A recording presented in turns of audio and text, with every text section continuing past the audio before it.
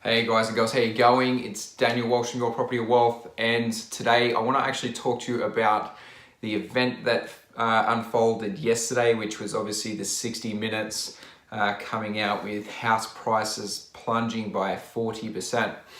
Now, what I wanted to do is just go through exactly what they were talking about and then also go through why I don't think things will crash by up to 40%. Now, I do believe that there is going to be a correction in city market, and we've already seen that. I actually have a video, if you go onto my YouTube channel, November 16, 2016, I put out a video saying stop buying in Sydney market, it's overpriced, you don't want to be in at the peak of the market. Now, of course, all media outlets don't see things until they happen. So we've experienced it now with a downturn of around 5%, maybe a little bit more in some areas. But if you had have listened to what I said, you would have actually realized that you shouldn't have been buying from 2015, 2016 onwards, because generally those properties were so overpriced that we couldn't see people affording to be able to purchase that property and get a higher loan. So we knew that they were unaffordable, and what we do here is work out what the affordability is for each area and then why that area will grow in value. So at that time, we were then looking to Melbourne, which we doubled our money in Melbourne, and we also now look to Brisbane. So it's all about knowing what's happening in the market. See, they're talking about drops up to 40%, yet Perth isn't actually growing, it is declining now. And Darwin's in the same boat as that, as well as Melbourne has had some really significant growth, and we're now seeing some of the outer regions growing quite well. But if you were to look at, say, Brisbane was actually down and out from 2009 when it previously peaked till now, currently 2018. It hasn't really done that much. And what I was telling people was you always want to buy in a market that's down and out and then look to why it's down and out. And then when you buy in that market, you're going to get the full upside potential for growth over that next to 5, 10 or 15 years. And that's why we were buying in Brisbane market rather than Sydney market. So it's all about getting in before other people. Now, let's say the house price dropped 10, 15% in Sydney.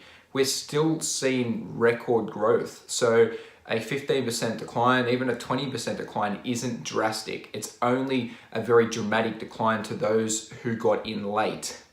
And this is what always happens throughout every cycle is you go to a barbecue, everyone's talking about how much money they made, and then all of a sudden you jump into the market, you jump in late because you don't understand the market or the market fundamentals to what is going to make that market grow and how far will that grow until we've hit the peak of the market.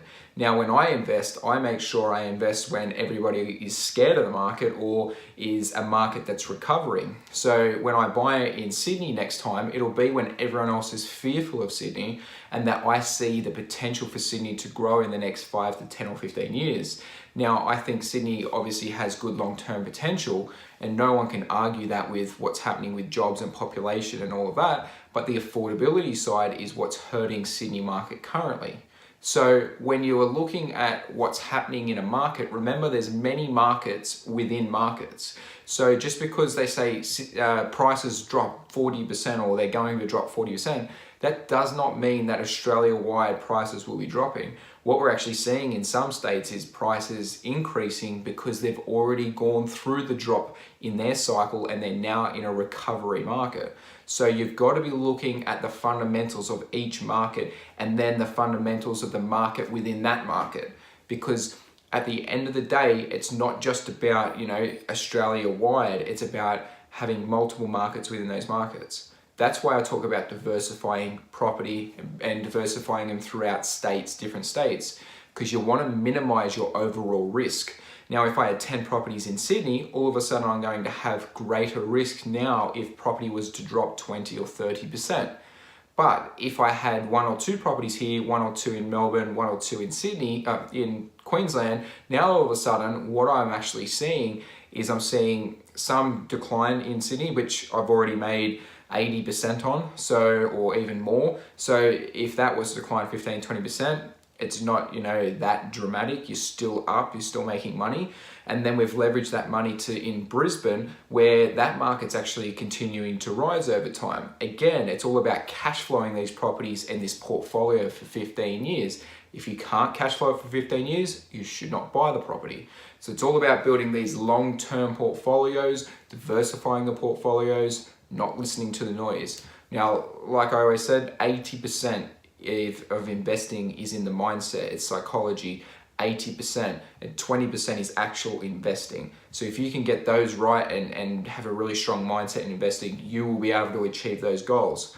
But when you start listening to media, which is roughly 18 months to 2 years late on the news, which is what we called 18 months ago, even more, they are now scaring everyone, which if they had the correct data 2 years ago, they should have been saying this. But they aren't saying it because they more like react to what's happening in the market rather than forecast what's happening to the market.